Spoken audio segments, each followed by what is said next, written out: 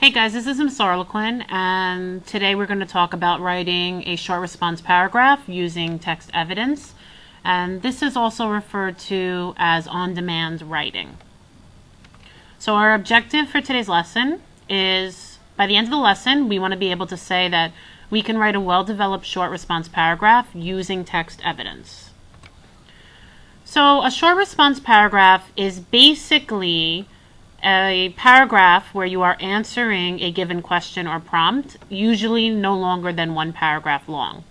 And so one of the first things I think we should do is look at the rubric that you are going to be graded whenever you are doing a short response. Now, this rubric is actually the New York State rubric for all short responses. It is the rubric that your short responses on your state ELA test will be graded according to. So we're going to go through it point by point.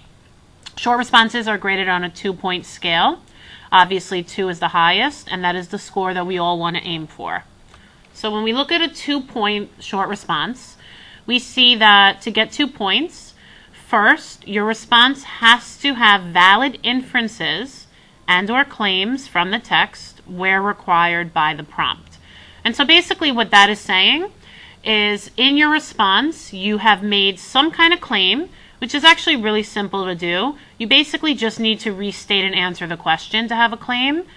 And they're also looking for inferences. And we hopefully already know that when you make an inference as a reader, it's where you're making a conclusion based on text evidence and logical reasoning. So it's also sometimes called reading between the lines. You take what the author has written in the text, especially when they state something that's not clear, and you use common sense or prior knowledge to kind of figure out what the author means. So an example would be if the author said that the character slammed the door as he stormed into the room. Even though the author hasn't come right out and explicitly told you that the character is angry, you can make an inference based on the text evidence, the character's actions, slamming the door and storming, the word choice of storming into the room, and your prior knowledge that this is the type of behavior people usually have when they're feeling angry. You put those two things together to make the inference that the character is angry. If you were to include that inference into your response for a paragraph that's meant to describe how the character's feeling, then you would be accomplishing that bullet point for 2 points. Next, you have to have evidence of analysis of the text where required by the prompt. So analysis is basically just another way of talking about deep thought. It's not just saying the basic story elements, it's going a little deeper and kind of interpreting why characters are doing the things they're doing, how the author is describing or the type of writing style the author is using, how the author is showing you that the character is angry, for example. So if we use the previous example of the character storming in the room, you could say that the author is showing us through his word choice and the character's actions that this character is angry. And that would be deep thought because you're really thinking about the way the text is working and what the author is doing. The third bullet point and the fourth bullet point both have to do with text evidence. The first one is that it's relevant facts, definitions, concrete details, and or other information. So all of this right here, facts, definitions, concrete details, or other information, is just a longer way of saying text evidence. And the word relevant is very important here. They don't just want any old line thrown in there. The text evidence you use has to relate to your answer. It has to prove your answer. So if you have the correct answer, but you include text evidence that has nothing to do with your answer, you're not going to get credit for this. And the fourth bullet point says a sufficient number of facts, definitions, concrete details, or other information. A sufficient number of text evidence for a short response is usually going to be at least 2 pieces of text evidence. Most of the time, the question should tell you how much text evidence to use. If it doesn't, though, you want to always assume that you need at least 2. Keep in mind that text evidence can either be quotes, where you copy a line or a couple of lines from the text and you use quotation marks and include the page number as a citation for where the quote comes from. But it can also just be details that you paraphrase in your own words. You want to make sure that you pay attention to what the question is asking you for. If the question says that you need to cite text evidence, then you want to make sure that you use a quotation. But if it just says to use details from the story, then you can just, in your own words, paraphrase and talk about the story details.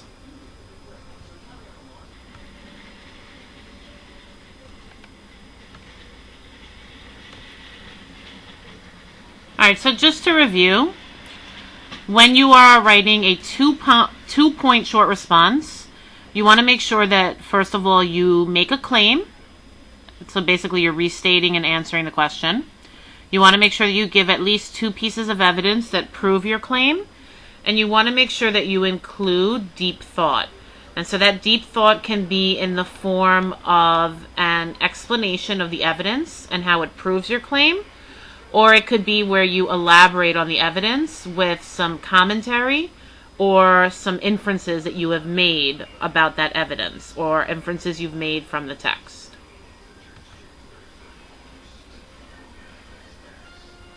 Alright, so next we have 1 point. So because this is only a maximum score of 2 points, getting 1 point on a short response is actually only getting 50% credit or half credit. A 1 point response would be a mostly literal retelling of or recounting of events or details from the text, which basically means that you're just restating text details, you're not including any deep thought, and you're not making a claim or showing any inferences. For your text evidence, there would be some text evidence. However, it would not be the required amount, meaning if you are supposed to use 2 pieces of text evidence, you might only have included 1 piece of text evidence. And in terms of grammar and spelling, there might be incomplete sentences, or instead of writing a paragraph, you might have just listed the details using bullets. So for a checklist, a 1 point response would either be a response where you've made a claim and only gave 1 piece of evidence, or a response where you have not made a claim, but you've given 1 to 2 pieces of evidence from the text. And then finally we have a 0 point response, which I hope to never see from any students in my class. A 0 is a response that doesn't answer any of the requirements of the question, or it's completely inaccurate, meaning whatever you wrote shows that you don't understand the question and or the reading. If you leave it blank, you obviously get a 0. If you write your response in a language other than English, you're going to get a 0. And if your response is completely unintelligible or indecipherable. So handwriting could play a part in this. If you write something that the scorer can't read, and if it's unintelligible because your English is so poor that the sentences just don't make any sense.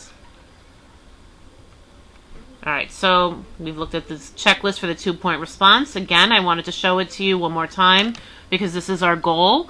And you want to think whenever you're writing a short response, did I include these 3 items? Because only a response that has all 3 items is going to get the 2 points.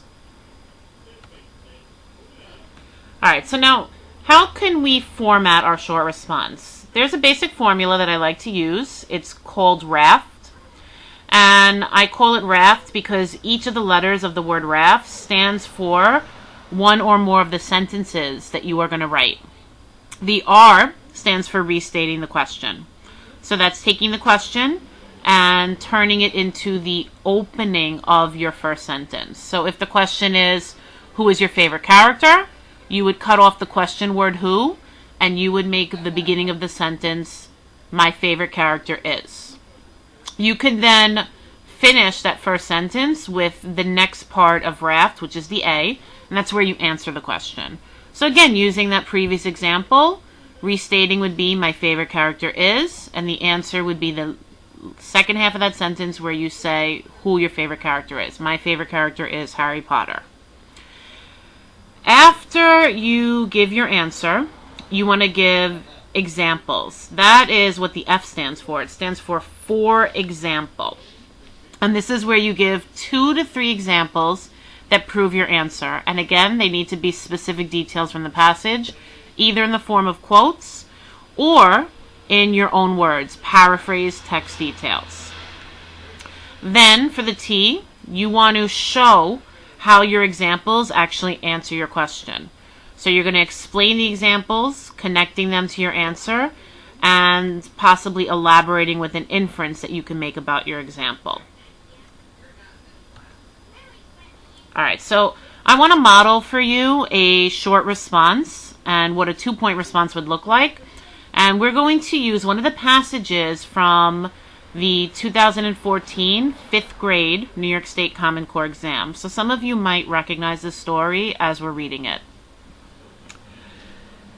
Grace is a student intern with Dr. Watts, an oceanographer studying the effects of a recent oil spill on an ocean reef. When the co-pilot of their tiny submersible ship becomes ill, Grace must fill in, even though she is untrained and nervous about the dangers of sinking 1,600 feet below the surface of the ocean. Deep by John Frizzell. She opened her eyes and saw another world. The lights of the sub illuminated huge coral mounds covered with thickets of delicate branches. There were crabs swarming over it and starfish dotted about. Tiny sea anemones sprouted from every patch of sand between the thickets. Everything looked gray-blue, but as they got closer and the sub's lights became more effective, colors blossomed on the starfish and anemones. Feathery white plumes of plankton, almost like snow, drifted in slow currents above the ocean floor. The vehicle hovered as they carefully monitored the area, looking for visible signs of oil. There didn't appear to be any, Grace quickly noted. The weight of the ocean lay heavily upon her, and all she could think about was resurfacing. "No oil," she said joyously. "None that we can see. Have you looked at the data logger? Light is green." "Good. Can you explain how there could be oil affecting this area without us being able to see it?" Dr. Watts was maneuvering the sub. Its little electric thrusters were whining as it moved against the slow currents toward a reef mound and steadied itself in front of an outcrop. "Well, oil has many toxic components, and some of them dissolve in water or can be suspended," she answered. "So we could be in the middle of a high concentration and not see it." Grace didn't want to play academic games. She wanted to escape to the surface. "That's correct," said Dr. Watts. A short robot arm was unfolding from the sub right in front of Grace. "They injected emulsifier into the oil where it was escaping from the seafloor," Watts explained. "That kept a lot of it from reaching the surface, but dispersed it into the deep water. It may still be down here." A claw at the end of the robotic arm closed on a branch of coral, broke it off, and then retracted to drop its prize into a sample container that opened to receive it and then closed tightly. "Excellent. Now we have a sample that could tell us what really happened," Watts said.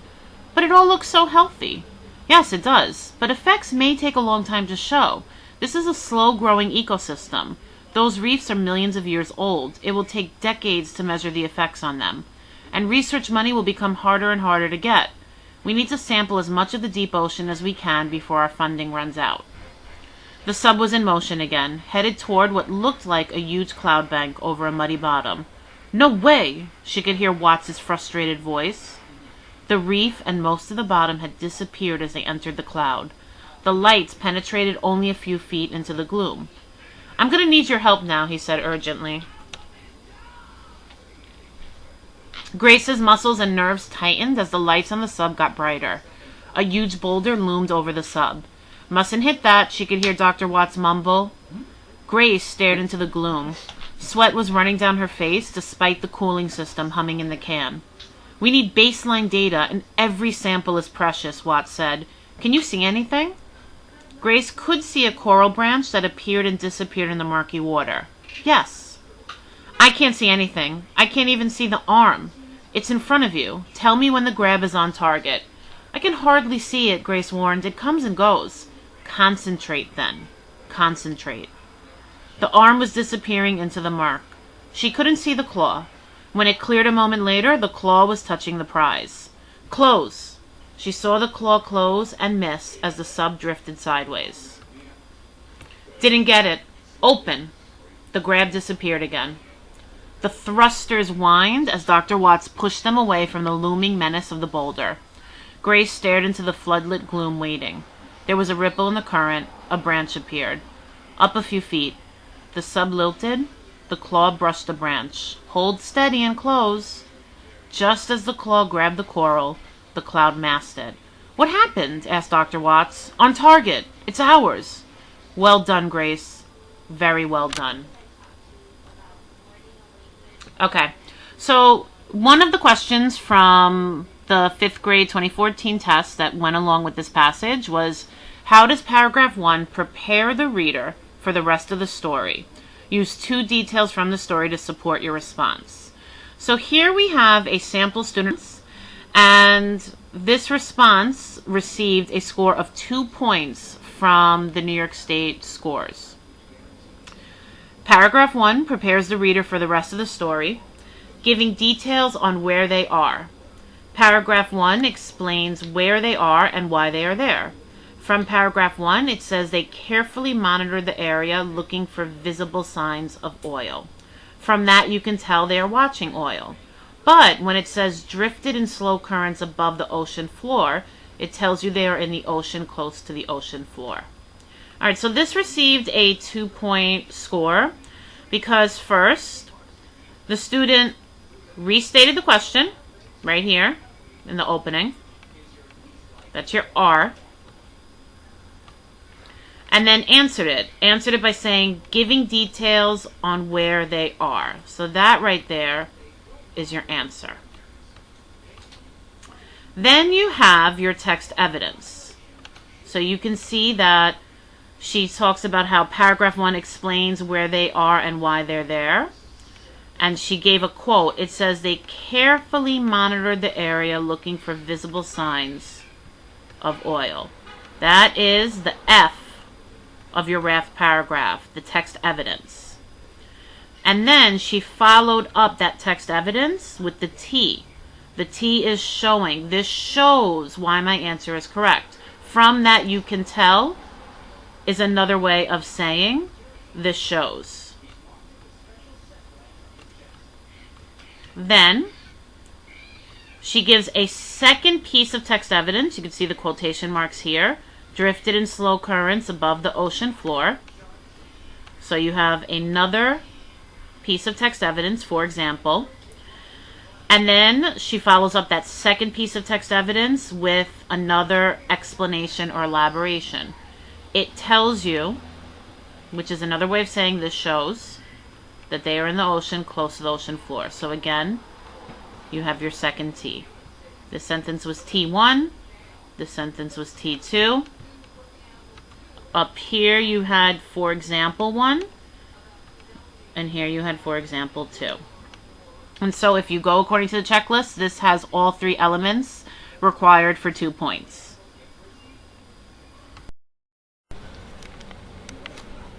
So before we end this lesson, I want to show you one more sample student response for this question.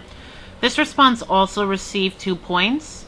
However, this time, I'm just going to read the response, and I would like you to think about the checklist of what makes a 2-point response and see if you can identify the parts of this paragraph that actually show the student restating and answering the question, giving 2 pieces of text evidence, and then showing how that evidence answers the question. So you're looking for where in the paragraph the student either elaborated or explained and in some way showed what the evidence proves.